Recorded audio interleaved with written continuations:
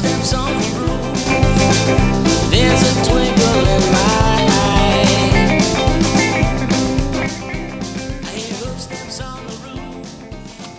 There's a twinkle in my eye. All right. How is everybody doing on this very, very cold January morning? Welcome to the Year-Round Tree Podcast, the Christmas All Year cast, if you will. I'm your host, Nikki P, here with my lovely wife and co-host, Lizzie. Hello. We're sitting by the crackling fire in our basement. That is the house burning down around us. I'll take what I can get. It's cold. I'm enjoying this refreshing black Zambuca on the rocks. I'm enjoying this little outfit you got on. It's a fun little get-up. This Christmas tree sweater with a stuffed kitty on the front. But I like that you really outdid yourself, that you managed to get it with a motorized tail that swings back and forth. Although I do think the yowling coming out of the speaker is a bit much. Sorry, I was trying to muffle that. I'm really I'm hoping it doesn't pick up on the mics. No, I we'll think ruin the episode. Yeah, we'll be okay. I mean, you've got this silver fishnet sparkle get-up going on over there. That sounds like something I'll wear, digging it. Without question.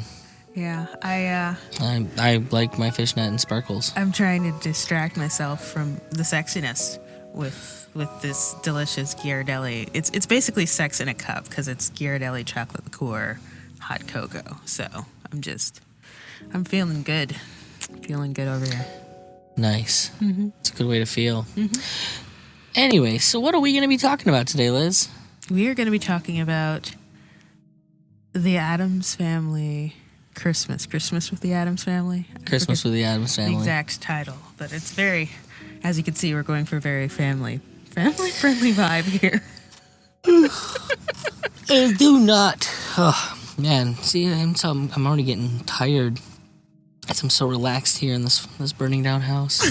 I love the Addams Family.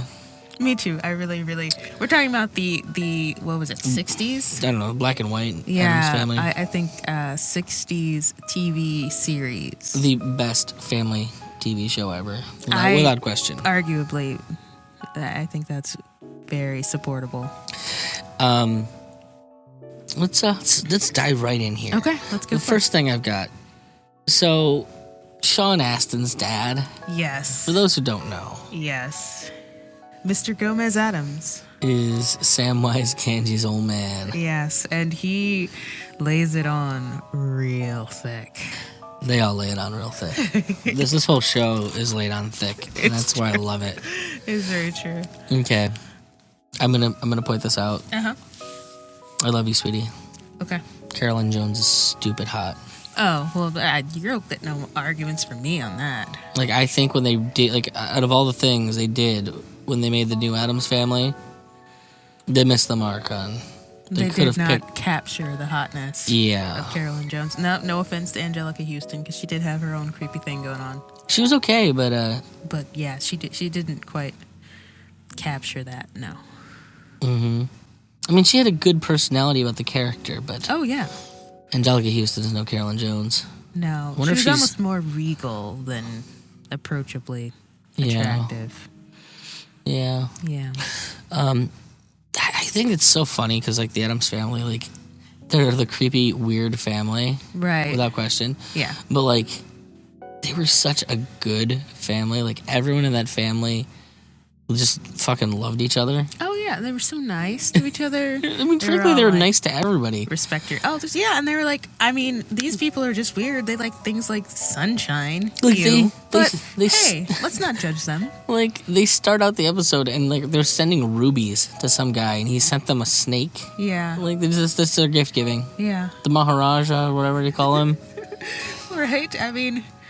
Those are the people that you want to have money because they're it helps with life or whatever, but you can give it away. It's okay. The whole episode opens up with them hanging mistletoe, which in and of itself is funny. Yeah. But what did you think about the musical Hammer? Oh, it's so silly. All their sound effects are really cornball. What an era, what a generation where you could go that way. Just have fun with it, guys. I like this one gift. The Holiday Macabre perfume.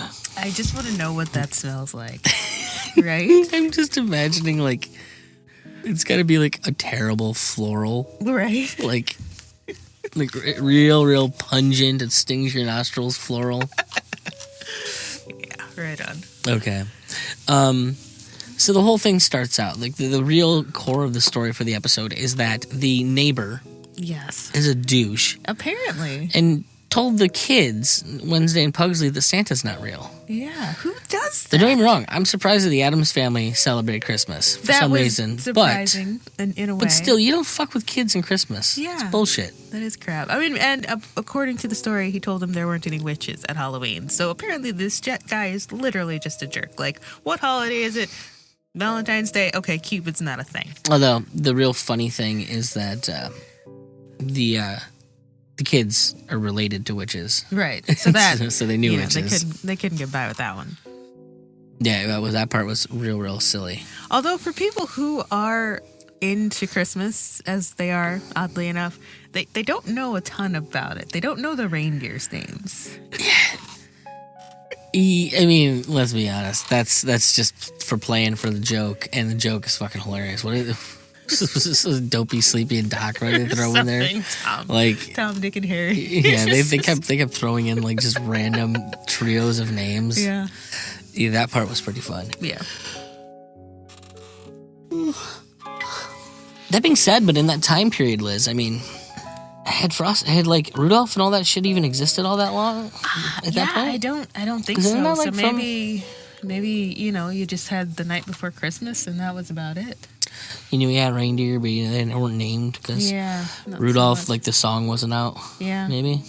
I mean, that's Rankin and Bass. Oh, I know, and that was in color, so it was 60s-ish? Probably after. Yeah, that would have been afterwards. Could have been much later, yeah. But interesting. All right, so.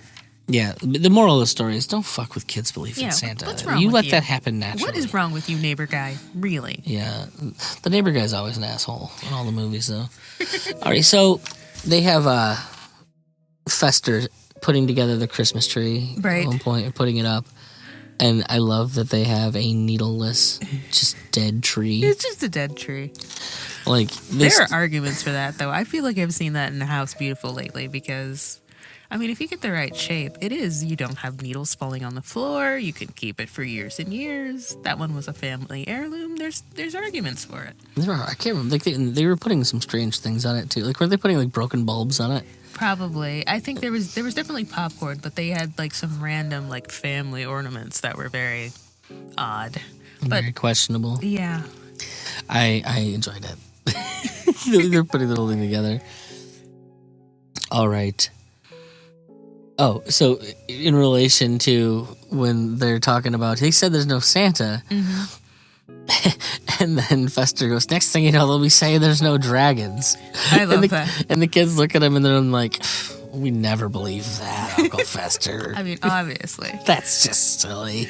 I love that, like the imagination, like the whole family. Well, no, don't they have a dragon in the house somewhere? I mean, isn't like their garbage thing a dragon that lives in the backyard? Easily could be, yeah. I don't know. It's been a minute since I watched all of it. All sorts of critters floating around that house. Now, they don't ever touch on this from what I gathered. But when they're talking about, we don't want to ruin Christmas for the children, and trying to talk Fester into doing Santa. Right. Just to be a backup. And like he's making his face, like he's making faces like there's something he's trying to remember from his childhood but can't. His faces are pretty epic. I mean, that's the whole reason you get that guy. Yeah, and I'm like, wonder what is going on in Fester's background. Yeah. It kind of gets into like what they did with the first movie, right? Or is it the second movie? It's the first movie. Oh, yeah, that's true. Like where Fester with amnesia, he's got a dark past. Yeah, they're trying to falling out with remind him. I love those movies too. Those movies are awesome. I mean, if you're gonna get someone to replace John Astin, that's who you get. Oh, without question, Raul Julia was the man for the job. So good. If only we could get rid of Street Fighter on his resume. Oh, come on. That was So fabulously awful. It's fabulously awful. All right. Yeah, I just was curious what he was thinking about. Yeah. Now, so he gets the costume. Right. And he comes back, and he gets stuck in the chimney. Because he, of course, would attempt to go down the chimney. Yeah. I mean, theoretically, that's how Santa comes in. Well, But, but you like that in their world, like, they're going to be authentic if they're going to do it. I Like, guess they don't half-ass it. They don't. If you're playing Santa, you're going to play Santa, and you're going to come in, and you're going to come down that fucking chimney. I suppose that's true. That's good. Good thought processes on his part. Yeah. On some level. Unfortunately, it's Uncle Fester, and clearly he gets stuck in the chimney. Clearly. So, the core problem that we have in the episode now is that, well, the real Santa hasn't showed up, and Right. Fester is stuck in the chimney. Right. Which they don't know. They just know he isn't there yet. Yeah. So now they still need Santa to get there, and they Right. all decide. Separately. Yes, individually. Well, we gotta fix this for the kids, and so they all go out and get Santa costumes. And bring the kids the presents that they asked Santa for. Yeah. So they all keep coming back one by one and like giving the gifts and then kind of taking off. Right. Ho, So ho, like ho. at a certain point they don't see each other doing Right. this. Right. But the kids are just gobsmacked because not only are the costumes like not really convincing in a lot of cases. Well, we're about to get to that part. So, and we're talking everybody, Right. grandmama, Right. Cousin It. and that's the key. I want to know who your favorite Santa Claus was. Oh, good gravy. Without question, mine's Cousin It because it's so ridiculous. so ludicrous. I mean, Grandmama is funny because she's the first, and she's not believable at all. But she's so like, now listen here, Sonny, I'm Santa Claus. Don't give me that. Her doing the Santa Claus voice is perhaps the funniest thing that happens in that show. Just like, This oh is my so gosh, bad. Really? You're expecting them to buy this? Yeah. And like, why would nobody have to talk to anybody else about that? Like, Yeah. yeah. So now the key here is that while this is all going on, so the kids go over to stoke the fire. Yeah. Because they want to give Santa a warm welcome. Boom. So yeah, obviously that's what you would do, you know? Right? So Fester's got like flames nipping at his heels up the Right. chimney, which is its own funny. Eventually he does fall down the chimney and like he's the last Santa that shows up. Yes, and by this time the kids have arms full of presents, and they've just decided, oh well, obviously we're just having a dream or something because This is just crazy. it's craziness. Well, and they're all holding like the exact same toys because everybody knew what the kids wanted, so they all Right. got them the same thing. Which was a bow and arrow Right, for Pugsley. right, and a new Marie Antoinette for Wednesday's guillotine. Yes, for real. All right, so I guess kind of is like a final note for me. Christmas in black and white is weird. It is weird because I think there's so much color and light and whatnot associated with Christmas for us, but for them it kind of fits because like they're kind of into the black. Well, no, I get it. It makes sense and it works, but Yeah. it's just from like my perspective. Watching a Christmas movie or a In Christmas black show and in white's black and weird. white's a little weird. See, I grew up watching It's a Wonderful Life though, and that was always black and white. Yeah, that's not really my thing. I know. It's fine. Irma was not thrilled with it either. I'll give you that. Yeah, it's black and white. She hates black and white. Yeah, she's Modern just, why kids. the heck is this not in color? What is wrong with you people? But no, it was really fun, and one thing that you did get from it was all of the people in these kids' lives really, really care about them. They want them to have an awesome Christmas. Which is always a thing that comes, like I said, it always comes back to me with the Addams family that like they're weird and creepy, Yeah.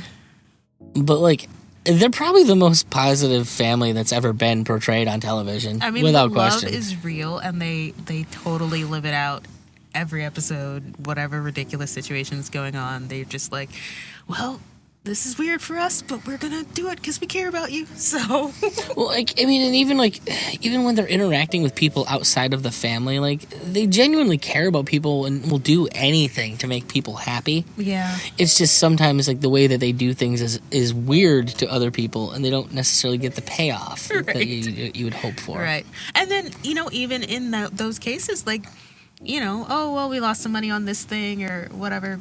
Like, they don't get mad. They don't want to get revenge. They just like, well, okay. And that's what that is, and we're going to go on with our lives. Well, I mean, It'll be in awesome. fairness, like, they do set it up that the Addamses have an unlimited supply of gold doubloons or whatever. Yeah, oh yeah, for So, sure. I mean, It doesn't hurt when I mean, you're not doesn't living hand to mouth. doesn't the mailman like try and drop off something to the house, and like he asks him how much it is, and he's like 25, and so he hands him 25,000. Oh yeah, there's reoccurring jokes with Gomez just like giving people ridiculous amounts of money for things, and they're just like gobsmacked, and he's just, oh well, that's what it costs, I guess. Oh well. Yeah, literally just he'll hand out piles of gems and rubies and stuff. We could go on forever. I'm gonna call it. Okay. All right, folks. This has been the Year Round Tree podcast. Go out and enjoy the not holidays or the holidays. It depends whenever you're listening to this. Yeah. Enjoy your days. You have a good one.